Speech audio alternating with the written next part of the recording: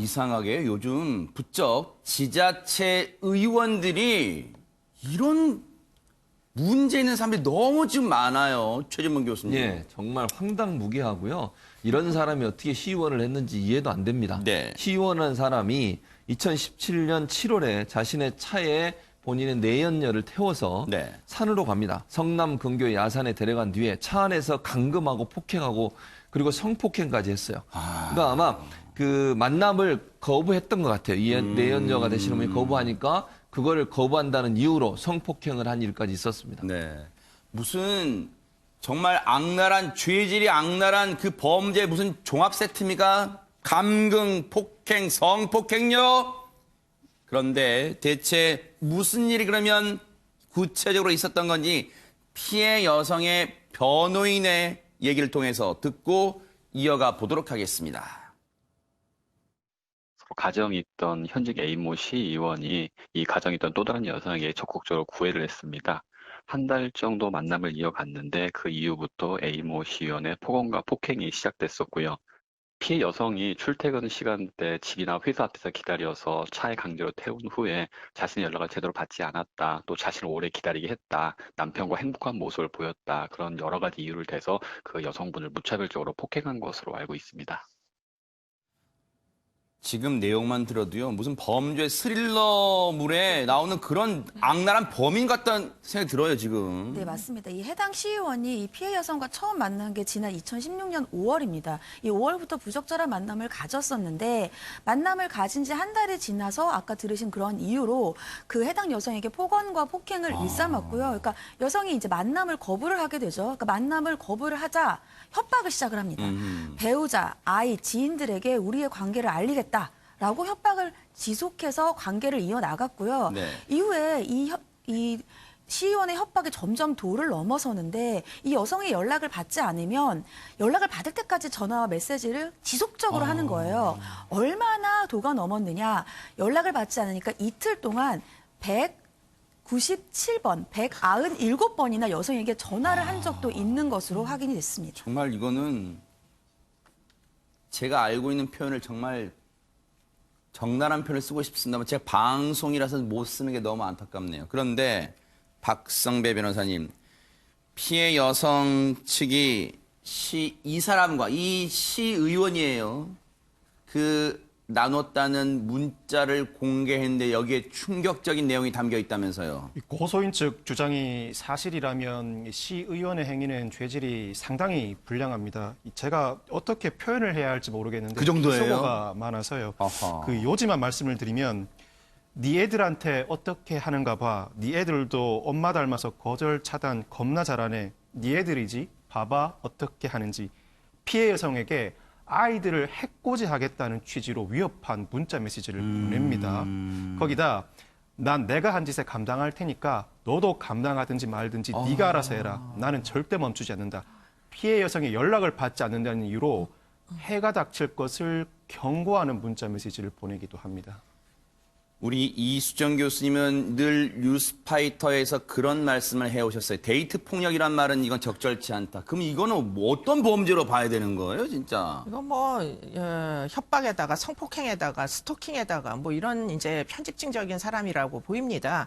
이 지금 주장은 내연녀라고 주장하지만 이게 내연녀 아닌 것 같아요. 제가 느낄 때는 한 달 정도를 그냥 적극적으로 구애를 하다가 혼자 짝사랑할 수도 있는 거고 뭐 그래서 몇 번 만났을 수까지는 있는데 네. 문제는 별다른 뭐 관계라는 것 자체가 진행이 안 된 것 같아요. 제가 느낄 때는 남녀가 만나가지고 한 달 정도 만나고 무슨 그렇게 깊은 관계가 성립을 하겠습니까? 일단 물리적으로 기간이 너무 짧잖아요. 그런데 그 이후에 이 시의원은 이 여성을 그야말로 자신의 성적 노예처럼 생각을 하고 이제 쫓아다니면서 여성을 협박할 뿐만 아니라 아이들을 죽이겠다고까지는 모르겠지만 여하튼 해코지 하겠다고 네. 협박을 했기 때문에 네. 그 엄마 입장에서는 사실 뭐 어린 애들을 협박하는 사람이 얼마나 두려웠겠습니까? 네. 그런데 문제는 우리나라의 경우에는 직접 무슨 폭행이나 뭐 여러 가지 심각한 그런 이제 피해를 당하지 않고는 이 정도의 문자 기록으로는 이게 범죄가 안 된다는 게 문제예요. 사실은 외국 같으면 거의 상습 스토커로 징역살이를 가야 될 범죄를 저지른 겁니다. 네. 그런데도 불구하고 계속 이런 행위를 하도록 내팽개쳐 놓을 수밖에 없고 나중에는 남편한테 알리겠다고 심지어 시의원 입장에서 결국은 협박을 했다는 거 아니에요. 남편한테 네. 알리겠다. 네. 그래서 어쩔 수 없이 피해자가 차에 탄 다음에 성폭력 피해를 당하기까지 한 거 보면은 이게 도대체가 굉장히 심각한 폭력이다. 그렇기 때문에 이런 부분이 성폭행이 일어나기 전에 어떻게든 제재할 수 있는 법률이 꼭 필요하다. 그러니까요. 이런 생각이 듭니다. 이 해당 시의원이라는 인두껍을 쓴 사람은요, 실제로 협박에만 그친 게 아니라 이 피해 여성의 가족들한테 조금씩 접근하기 시작했답니다. 그 얘기도 한번 들어보시고 이어가 보도록 하겠습니다.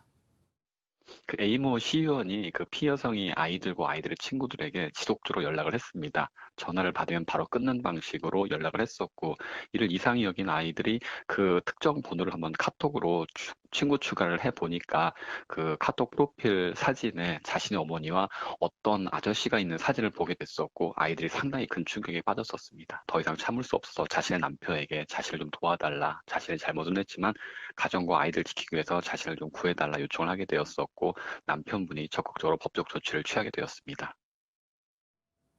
일단은 아이들이 일단 충격 받았을 것 같아요. 그럼요. 아이들이 얼마나 큰 충격을 받았겠습니까? 지금 얘기한 걸 들어보면, 그러니까 전화를 일부러, 그러니까 전화번호를 아마 이 여성이 자기 아이들이나 아이들 친구한테 전화하는 걸 보면서 슬쩍슬쩍 보면서 외웠던 것 같아요. 전화번호를. 그리고 나서 이제 여성이 안 만나 주니 협박을 할 목적으로 아이들한테 전화를 하는 거죠. 네. 그리고 아무 얘기도 안 하고 끊어요. 그럼 아이들이 궁금해할 거 아닙니까? 누군가 모르는 전화로 전화하고 왔는데 계속 끊어버리니. 네. 그러니까 이제 카톡 메시지로 연결시켜서 보면 이제 친구 추가를 하면 프로필을 볼 수 있게 되잖아요. 올려놓은 사진을. 네네. 거기 일부러 또 그 여성과의 사진을 올려놓은 거예요.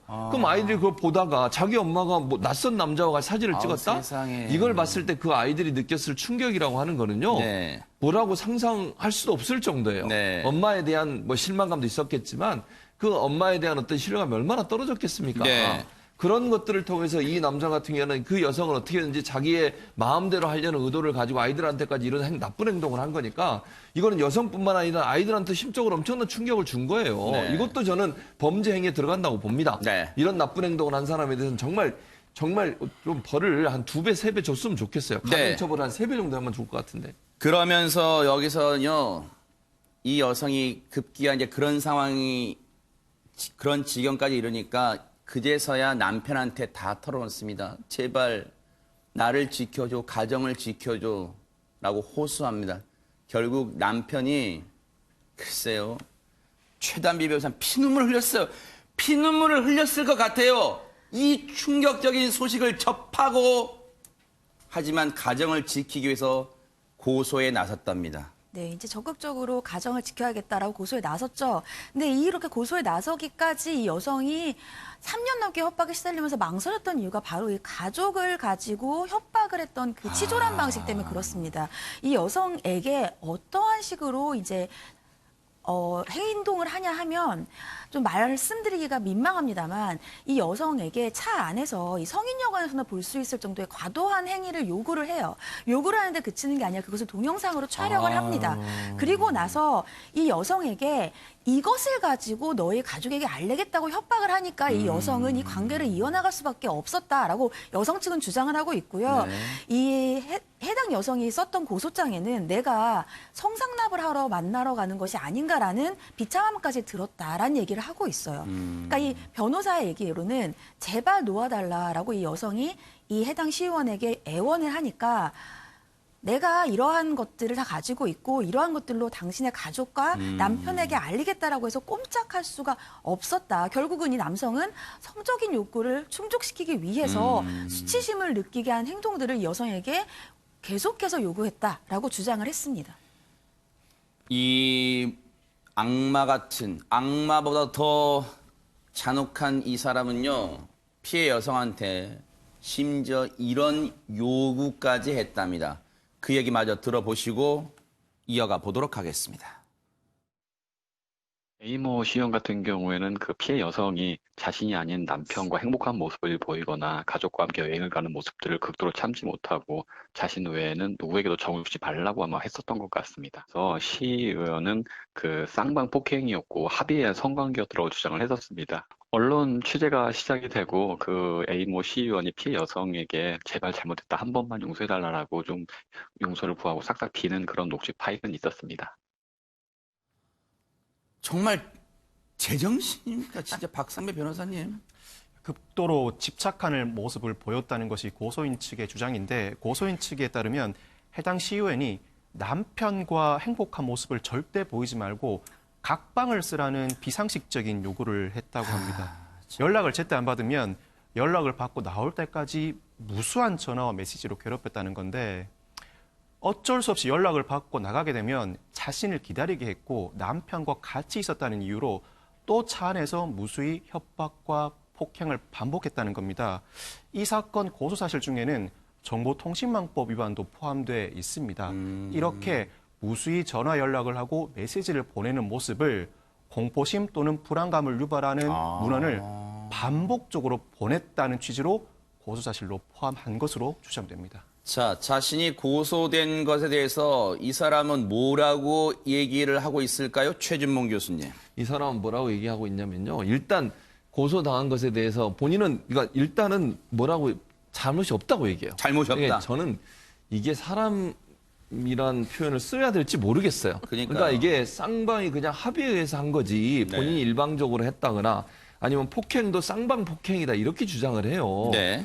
우리가 지금 얘기 다 나눴지만 이게 이 여성분이 느꼈을 고통을 3년 동안 느꼈을 고통을 생각하면 이런 네. 말을 하는 게 말이 됩니까? 음흠. 그리고 뭐라고 했냐면 성폭행은 아예 일어나지 않았다고 주장을 해요. 하하. 근데 수없이 많은 증거들이 있잖아요. 지금 영상에 찍은 것도 그렇고 아이들한테 그런 행동을 한 것도 그렇고요. 네. 만약에 쌍방이 합의서 했다면 아이들한테 그렇게 뭐 메시지를 보내거나 아니면 이런 충격적인 말이나 아니면 해코지하겠다는 문자를 보낼 이유가 있겠습니까? 네. 합의하에 했다면 여성이 싫어하고 여성이 반대하니까 그런 문자를 보낸 거 아니에요. 그런 증거가 명백함에도 불구하고 이 사람은 지금 뭐라고 얘기냐면 합의하에 했고 쌍방 폭행이기 때문에 본인은 죄가 없다 이런 식으로 지금 접근하고 있다는 거죠. 네.